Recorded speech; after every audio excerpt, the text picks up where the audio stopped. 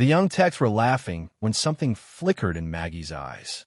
She quietly removed her glasses, pulled back her hair, and approached the keyboard. "They mocked me 25 years ago, too," she said, her fingers dancing across the keys. "They were wrong then as well." And the next 22 minutes became the greatest lesson those young hackers would ever receive. Before we dive into this powerful story, tell us in the comments which city you're watching from today. And if this story moves you, make sure you subscribe, because tomorrow I have something very special planned for you. The clock in Riverside City Hall showed 2:30 p.m. when everything went dark. Not just the lights, everything. Computer screens died instantly, phones fell silent, and even the electronic door locks stopped functioning. The building's emergency lighting kicked in, casting an eerie orange glow through the corridors as confusion spread like wildfire. Margaret Shun, everyone called her Maggie, was sitting in the small basement library when the power failed. At 58, she had the appearance of someone who'd found peace in routine. Thick-rimmed glasses perched on her nose, graying black hair pulled back in a neat bun, and a gray cardigan that had seen better years. Her hands cradled a half-finished cup of tea, while computer lesson plans lay spread across her desk. To anyone passing by, she looked exactly like what she was supposed to be, the quiet elderly technology instructor at Riverside Public Library. The commotion from upstairs grew louder. Running footsteps, shouting voices, the unmistakable sound of crisis management. Maggie set down her teacup with deliberate care and stood slowly. Her movements were economical, practiced, betraying none of the urgency that seemed to grip everyone else in the building. When she reached the second floor, chaos greeted her. City employees rushed back and forth in panic, their cell phones pressed to their ears as they tried desperately to establish contact with the outside world.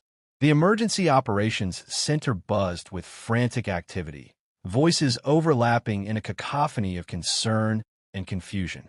"The entire city grid is down," shouted Tyler Morrison, the 22-year-old IT specialist whose confidence usually bordered on arrogance. Today, that confidence had evaporated entirely. Hospital systems, police radio network, traffic lights. Everything's dead. His partner, Emma Rodriguez, was equally panicked. At 24, she'd always prided herself on staying ahead of the latest cyber threats. Now she looked lost, staring at blank screens that offered no answers. "This isn't random, Tyler. This is a coordinated attack. Someone's taken complete control of our infrastructure." Police Chief Williams paced near the conference table, his radio crackling with static. "Dispatch, do you copy? Our ambulances are driving blind. GPS systems are completely offline." Maggie stood in the doorway, unnoticed by the frantic crowd.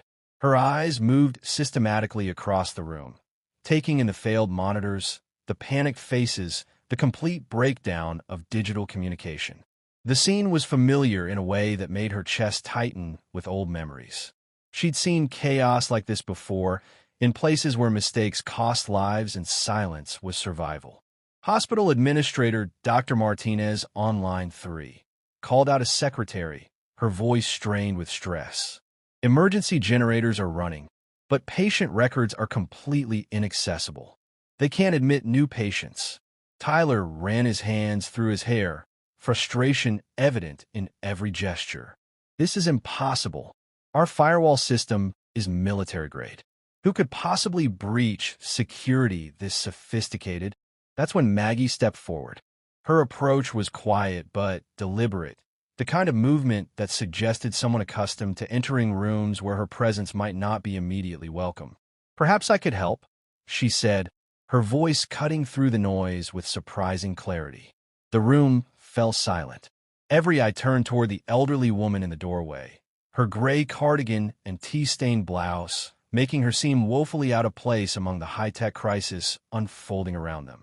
Tyler's expression shifted from panic to barely concealed amusement. "Oh, Mrs. Chun," Tyler said, his tone dripping with condescension. "This isn't Facebook or email troubleshooting. We're dealing with a sophisticated cyber attack here." Emma's laugh carried across the room. "Maggie, you teach basic computer skills to senior citizens. This is entirely different. Maggie's expression remained neutral, but something shifted behind her eyes. A flicker of recognition, perhaps, or memory. She'd heard this tone before, in other rooms, from other young faces convinced of their own superiority. "If I might take a look at the system," Maggie said, moving toward Tyler's workstation. "I'd like to see how the breach occurred." Tyler actually stepped in front of his computer, as if protecting it from contamination. "Mrs. Chun, with all due respect, you work with basic educational software. He gestured dramatically at his multiple monitors.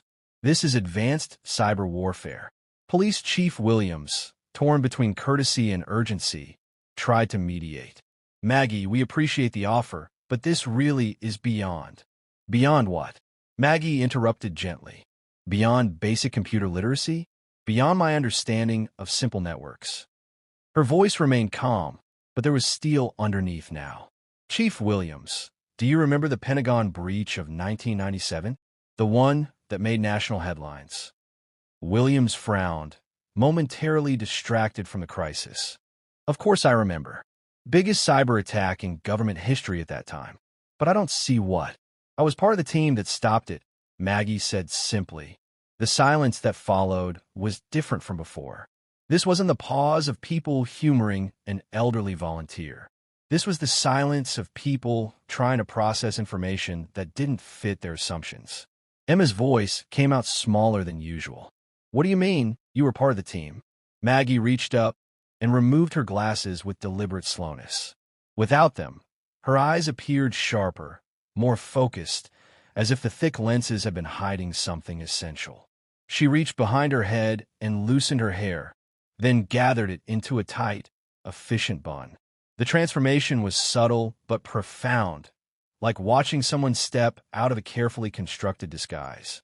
"My name is Margaret Chun," she said, her fingers already moving toward the keyboard. "For 25 years, I worked as a cybersecurity specialist for the National Security Agency. My operational designation was Silent Storm." Tyler's laugh died in his throat. "You're not serious." "They mocked me 25 years ago, too," Maggie said, her hands now hovering over the keyboard. The sound of keys clicking filled the room, rapid, rhythmic, professional. They were wrong then as well. Code began flowing across the screen faster than Tyler had ever seen. Not the point-and-click interfaces he was used to, but raw programming language that seemed to stream directly from Maggie's fingertips to the computer's core systems. "What were you typing?" Emma asked, leaning closer despite herself. "I'm tracing the attack vector," Maggie replied without looking away from the screen. "The methodology matches a technique developed by a Russia-based group in 2019. But the signature patterns are different." Tyler stared at the screen in disbelief. "How can you know that so quickly?" "Because I've seen this attack before," Maggie said, her tie. "Different variations of it. I first analyzed this particular technique in 2020. The NSA maintains extensive archives of cyber warfare patterns. System logs, IP addresses, and encryption keys scrolled past faster than the younger technicians could follow. Maggie worked like a conductor leading an orchestra, each keystroke precisely timed and purposeful. "There," Maggie said, opening a new window on screen. "The attackers are operating from here. Eastern Europe, likely Ukraine, but they're routing through proxy servers to mask their location." Emma held her breath. "How many are there?" 5-person team. The lead operator uses the handle Cyber Phoenix. I recognize this coding style. Maggie's fingers continued their dance across the keyboard. "We tracked him during an FBI operation in 2018. Tyler found himself leaning over Maggie's shoulder, watching the screen with growing amazement.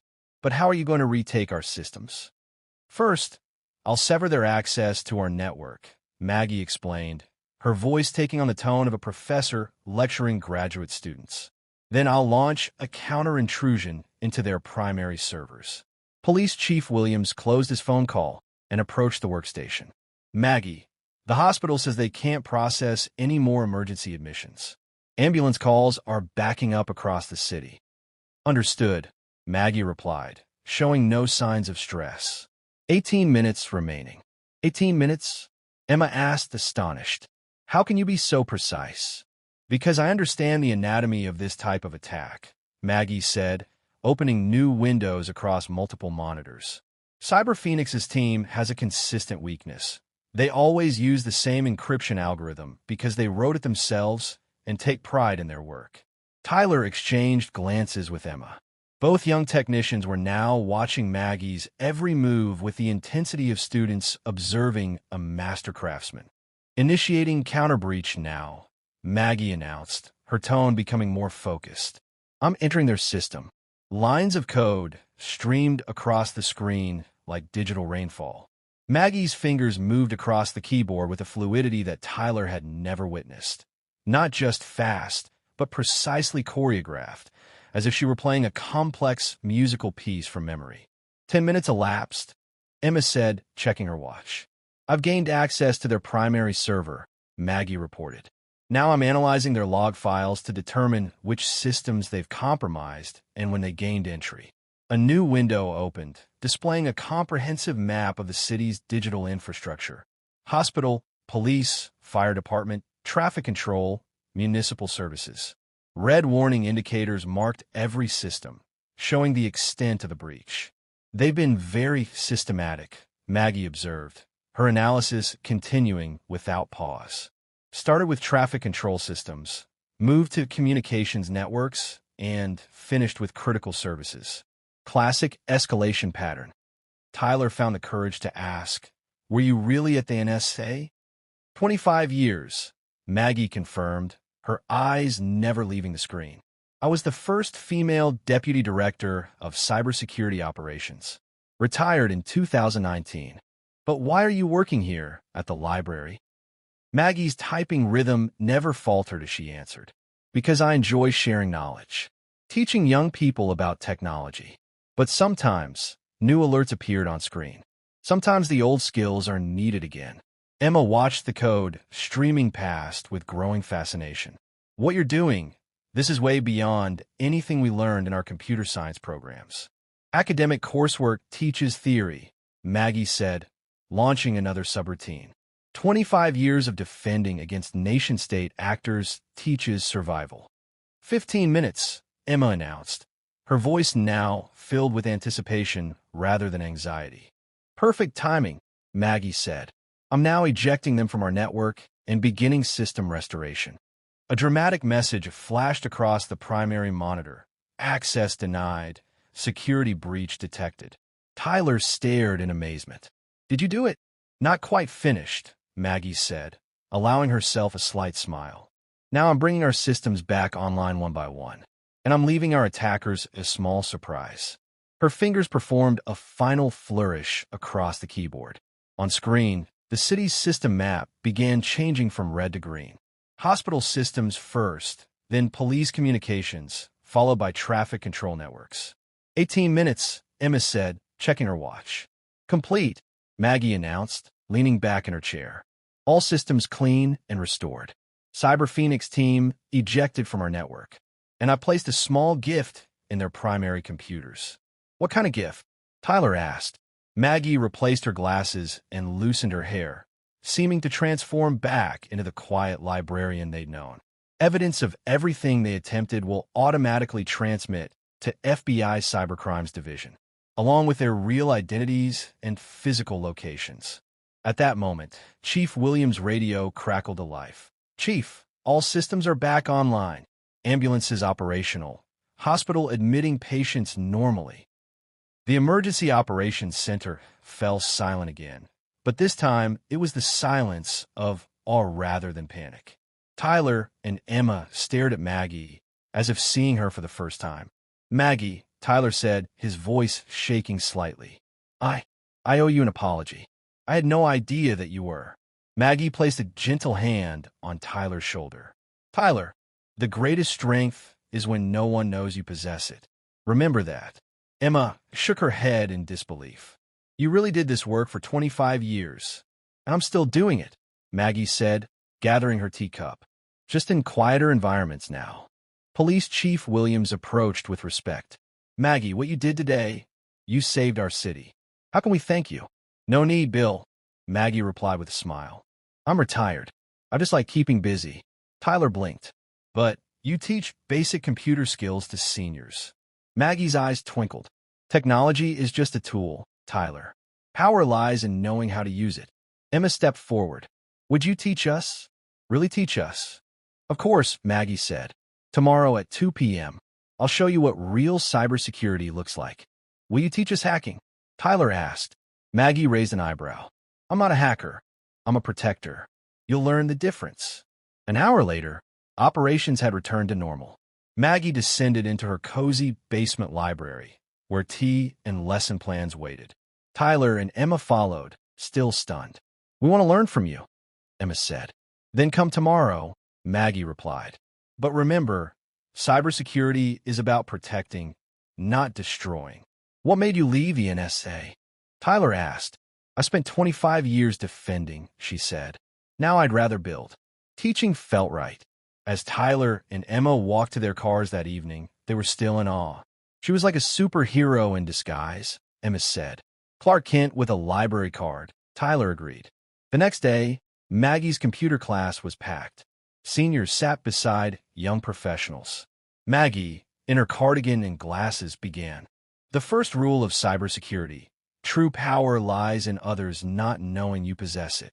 No one would underestimate her again. Maggie Chun, codename Silent Storm, continued her quiet mission to protect. And sometimes, the greatest warriors do wear cardigans and serve tea. See you in the next videos. Don't forget to like and subscribe.